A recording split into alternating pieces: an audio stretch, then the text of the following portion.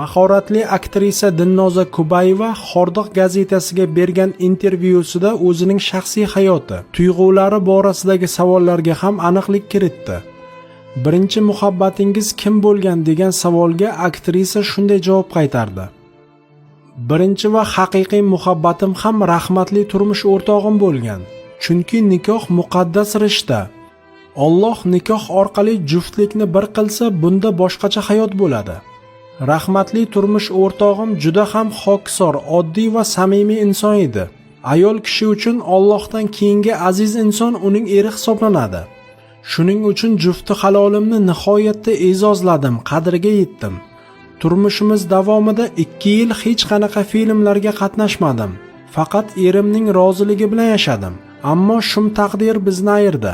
Yosh edi, 30 dan endi o'tganda vafot etdi. So'nggi daqiqalarda ham mendan minnatdor bo'lib, onangga rahmat dedi. Bugun o'g'limning oldida yuzim yorug', vijdonim toza. Uning ko'ziga bemalol qaray olaman. Farzandimdan hech narsani berkitmayman va otasi haqida to'g'risini aytganman. Oila qurgan damlarimda juda sabrli bo'lgan ekanman. San'atni tashla deganlarida rad etmasdan san'atdan uzoqlashdim. Qo'limdan kelgani shu edi. O'limidan oldin shifoxonada yotgan paytida ham emizikli chaqalog'imni onamga tashlab kecha-yu kunduz yonida bo'ldim.